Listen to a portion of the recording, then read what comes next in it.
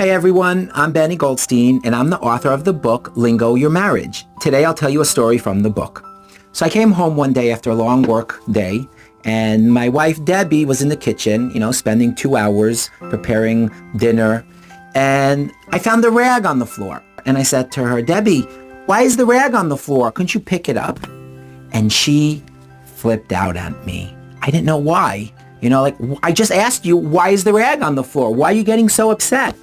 But really what happened was the kitchen was her domain for those 2 hours. And she worked really hard on preparing dinner, right? Cleaning the place up. And then I came in and I critiqued. And I said, why is this rag on the floor? As if I'm saying, what you did until now was useless, was nothing, and is meaningful. But all I cared about was the silly rag.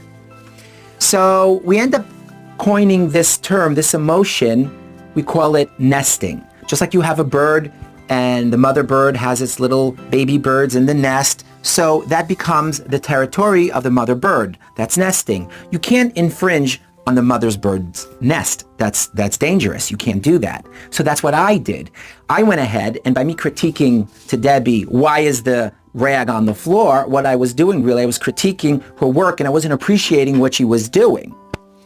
So when you feel nesting, that feeling that comes up, that territorial feeling that you're not appreciative, that's called nesting. Now, I'm going to fast forward and show you another scenario what happened that has to do with the same concept.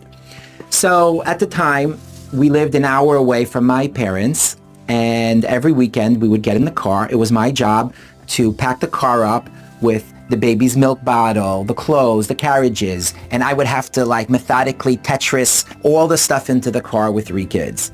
And I spent sometimes a half an hour to 40 minutes, figuring this out.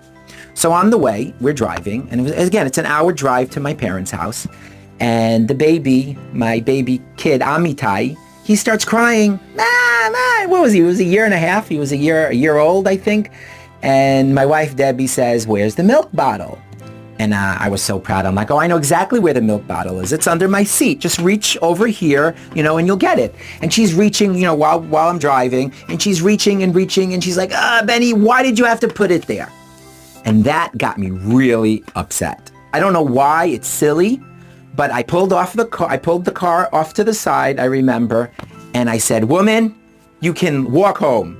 And I got really upset and I yelled. And I'm not the type to get mad. I'm not the type to raise my voice. My kids tell me they never seen me raise my voice. And I remember getting really upset about this. So I remember yelling at my wife, why do you care where I put the bottle? It's my bottle. I decided where to put it. And who are you to tell me what to do? And she looks at me, and the kids were quiet and they're all staring at me. And I'm like, and she's like, why are you yelling, Benny? Why are you so upset? All I asked was, why did you have to put the milk bottle under the seat in that specific spot? And I remember thinking to myself, yes, why am I really getting mad over something so silly? So the next day I actually stayed up late, and I remember writing out the story. And that's the way I internalize things, by writing out the scenario and trying to analyze what happened. Why did I get mad? And I'm not that type of person to get mad over silly things like this. So that's when I coined the term nesting, where that's my territory. The car, packing the car and storing it and getting it right, that was my territory. And what right did she have to critique how I stacked the car and put things in the car? So the answer to this feeling, the response should be passport. When you visit a territory, you need a visa, you need a passport to get into a territory.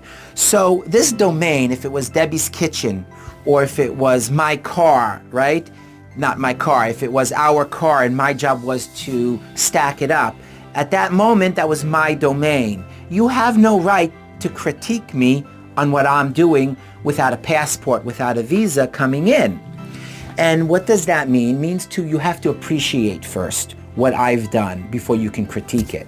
So in retrospect, if I came in the house and I saw a rag on the floor, my first response should have been, honey, you did such a beautiful job preparing dinner, and I want you to know I'm appreciative, and I'm going to clean up afterwards.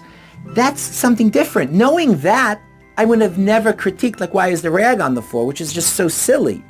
But when that became your domain, now whatever in life you do that's your domain, it could be the bedroom. You could be cleaning up the bedroom, fixing it up, and then your husband comes in and throws the socks on the floor, and you're like, excuse me, I just spent an hour cleaning up the bedroom, and what dare you throw the socks on the floor, put it in the pantry, or like, appreciate what I've done first. And without appreciating what your spouse did, you can't critique that problem. So I came up with this concept called an EO. An EO stands for an emotional object. There's negative EOs, negative emotional objects, and positive emotional objects. Now, this is what's so brilliant about this book, okay? So a negative EO is start by a trigger. Just like you have a bomb, like in the picture here, you have the trigger. Anything could cause the trigger. You could wave your hand like this at a joke your wife said, or you could say something that triggered, the bomb. Then the bomb is a combination of different feelings that come up in your stomach that want to popcorn their way up. Now, you have to define what that feeling is. The trick is to recognize a feeling and then sharing with your spouse, hey, this feeling means nesting, give me passport. So the second you do that and you lingo your different scenarios in your relationship, you could name them anything you want, you're better off this way. You're ahead of the game. So my book summarizes dozens and dozens of scenarios that couples globally have these same arguments, these same feelings, the same triggers, the same emotionals, the same response repeat themselves over and over again between millions of couples around the world. All I did was I researched intensely dozens of arguments and I summed them up into one word. Imagine sharing with your spouse one word to solve an argument, literally. And this book does that. Yes. So in this instant, going back, if I've noticed, let's assume the rag was on the floor, and I went to my wife, Debbie, and I said, Debbie, why is the rag on the floor? And suddenly Debbie starts feeling, wait a minute, I'm feeling that emotional object called nesting. So she would go, halt, Benny, I feel nesting, give me passport. Then right away I would know, hey, I'm intruding on your domain. I need to passport. I need to compliment what you're doing right now before I can critique it. And then right away I would say, you know what, Debbie, I appreciate all the hard work you've been doing in the kitchen and slaving away. I'm going to clean up after you. Also in the car, the same scenario. When she went ahead, my wife Debbie, and said, Benny, why is the milk bottle under the chair? Why did you have to put it over there? At that moment when I felt upset, I should have recognized that feeling of nesting, that the car is my domain and I feel that she's intruding on it. I should have said, halt, Debbie, I'm feeling nesting right now, give me passport. Meaning, I'm feeling nesting, meaning this is my domain, right? And you're intruding on what I've done before you giving me compliments. And right away she'll understand, she'll go, oh, no problem. And then she would compliment and say, Benny, I really appreciate you, stacking the car up every weekend before we go to visit your parents. And you're doing all this hard work preparing everything. And I just wanted you to know that I appreciate that. That is what's important. And that's what my book summarized. All these scenarios, all these key words.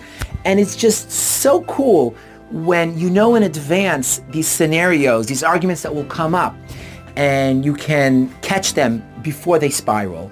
And that's what a negative EO means, a negative emotional object. So when you feel a trigger coming on, you recognize those negative emotional objects that start coming up. You give them a name, which my book teaches how to do that. Then you can prevent the responses from happening, where I stopped the car and I jammed on the brakes and I yelled at her or she yelled at me, and it's a vicious cycle. In return, you have positive EOs, which is just genius.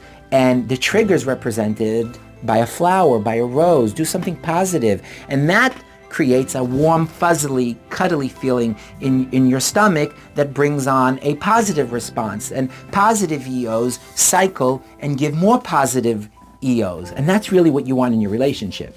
So stay tuned for more relationship advice, and I'll tell you more amazing lingo words.